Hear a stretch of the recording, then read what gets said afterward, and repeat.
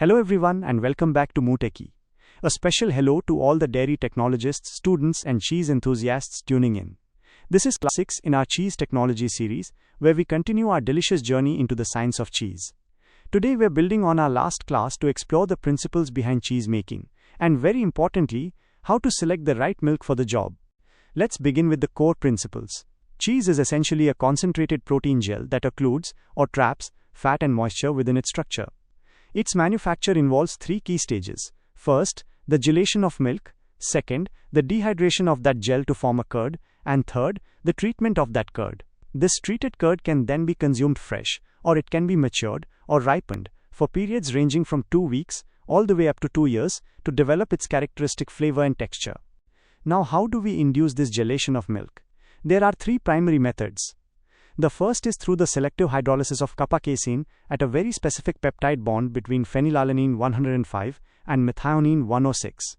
This is achieved by adding acid proteinases like Rennet. The second method is acidification.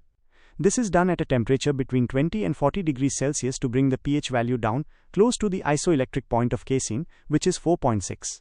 The third method is a combination of both acid and heat. A good example is heating milk at a pH of 5.6 and a temperature of 90 degrees Celsius.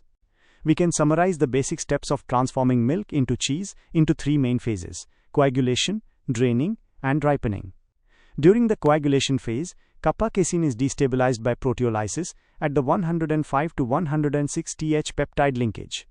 This crucial action leads to the formation of para-kappa-casein, which is insoluble, and caseinomacropeptides, which are soluble and will later drain away as whey. This process can be visualized as a two-stage reaction. In the first stage, the enzyme Rennet acts on the casein. In the second stage, in the presence of calcium ions, and at a temperature above 18 degrees Celsius, a gel is formed. To truly understand the purpose of Rennet, we can look at the amino acid sequence of kappa-casein. This complex sequence shows the precise point between amino acids 105 and 106 where the enzyme chymosin cleaves or cuts the molecule. This cleavage is the key event that triggers the entire coagulation process. Oligosaccharides are also attached to some of the threonine residues in this structure. Another key to understanding is the structure of the casein micelle itself. Scientists propose that these micelles consist of a complex of smaller submicelles. The stability of the overall micelle comes from calcium phosphate and hydrophobic interactions between these submicelles. Most importantly, kappa-casein, which is found around the outside of the micelle, acts as a stabilizer, preventing the micelles from prematurely aggregating. In a diagram, you might see labels for A. submicelle, B. protruding chain, C. calcium phosphate, D. kappa-casein, and E. phosphate group. Moving on to the next phases, during the draining stage, we see the aggregation and precipitation of the destabilized casein micelles. This process is enhanced by the presence of calcium ions and maintaining an optimum pH and temperature. Then during the ripening stage, three major biochemical reactions occur: proteolysis, lipolysis, and glycolysis. These reactions involve a variety of chemical and microbial changes under controlled conditions, and they are entirely responsible for the basic flavor and textural changes that define a cheese during its ripening. Now let's focus on the function of Rennet on milk. The enzymatic coagulation of milk is essentially a two-stage process. The casein micelle is naturally stabilized by a kappa-casein layer on its surface.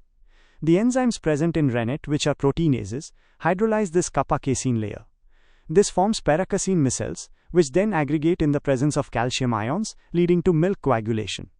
The hydrolysis of the kappa-casein layer is called the primary phase, while the aggregation of the para-casein micelles is called the secondary phase of Rennet coagulation.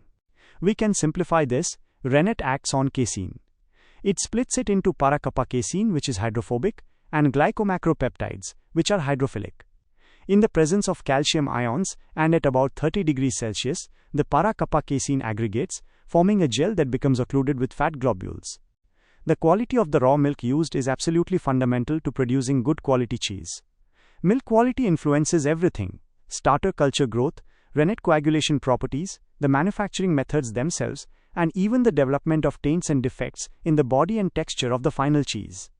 Milk quality is assessed through a platform test, which evaluates sensory, microbiological, and chemical quality attributes. Many aspects of milk quality are crucial for cheese making. These include milk protein, milk fat, and milk salts. We must also be aware of abnormal milks and the presence of any inhibitory substances and other residues. This category includes antibiotic residues, residues of detergents and sanitizers, and residues of pesticides, mycotoxins, and heavy metals. Finally, the microbiological quality of the milk is paramount. Let's delve into milk proteins. Casein exists in a micellar form in milk and is insoluble, making up 70 to 80% of the total milk protein. These casein micelles are composed of alpha-casein, beta-casein, and kappa-casein. The casein content in milk can vary due to factors like species, breed, animal health, stage of lactation, and climate. The micelles themselves affect clotting time, curd strength, syneresis, cheese yield, and proteolysis during ripening. Cheese milk containing higher levels of beta-casein and kappa-casein will give a shorter clotting time and higher curd strength compared to normal milk. Smaller micelles that have more kappa-casein also give a shorter clotting time than larger ones. Therefore, milk with a high number of smaller casein micelles is desirable. Conversely, milk that is high in whey protein can be problematic. Whey proteins are sensitive to heat. When heated, beta-lactoglobulin can aggregate and react with kappa-casein. This can delay clotting time, cause softer curds, and make the curd lose moisture more slowly. Here is a table summarizing caseins and their properties important for cheese making. Alpha-S1 casein binds calcium strongly, is sensitive to breakdown by rennet, but resists the natural milk protease, plasmin. Alpha-S2 casein also binds calcium strongly. Beta-casein is partially soluble in cold milk and is broken down by plasmin, but not by rennet.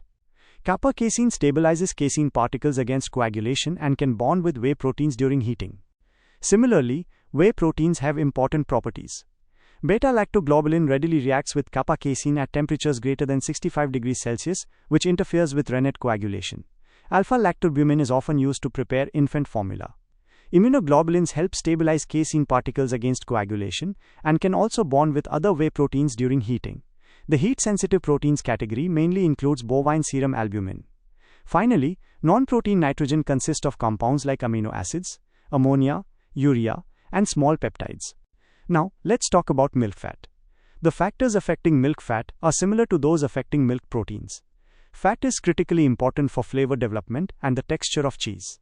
High fat content can give reduced syneresis, requiring longer times to achieve the desired moisture content in the cheese. This can result in a texture that is too soft, buttery, and greasy. Too low a fat content causes problems with moisture retention, resulting in a cheese with a hard and dry body, a leathery texture, and a lack of mellowness and velvetiness. During ripening, the lipolysis of fat results in the formation of fatty acids, which impart the cheese's peculiar flavor. Fat is incorporated into the casein matrix, and how well this happens depends on the size of the fat globule and its composition. Smaller sized globules and fat with a higher melting point are easier to incorporate into the curd. A uniform quality and ratio of fat to casein is desirable. For example, in cheddar cheese making, milk is standardized to a casein to fat ratio between 0.67 and 0.72. There are some nutritional concerns with milk fat. About 70% of milk fatty acids are saturated, and it contains cholesterol. However, the unique flavor of dairy fat is due to short-chain fatty acids, especially butyric acid, which has anti-carcinogenic properties. The melting properties of butterfat are significant for cheese texture. The two major spoilage reactions in milk fat are: first, the breakdown of fat into butyric acids, which creates a rancid flavor, and second, the oxidation of unsaturated fats, which leads to an oxidized flavor. Finally, we have milk salts, which are classed as ash. This ash contains a large proportion of metallic components like potassium, sodium, calcium, zinc, chromium, and nickel, as well as non-metallic elements like sulfur, chlorine, phosphorus, and iodine. The most important salts for cheese making are calcium and magnesium, and the salts of phosphoric and citric acid.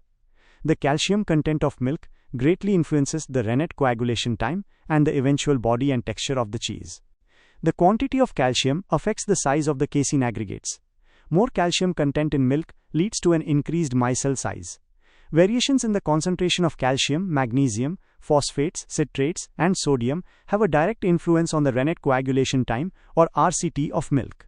For instance, high levels of soluble phosphates, citrates, and sodium, combined with low levels of soluble calcium and magnesium, will slow down the coagulation of milk by rennet. Thank you so much for joining us for this deep dive into the principles and milk selection for cheese making. Understanding the science behind the milk itself is the first and most critical step in crafting exceptional cheese. We hope you found this session informative and inspiring.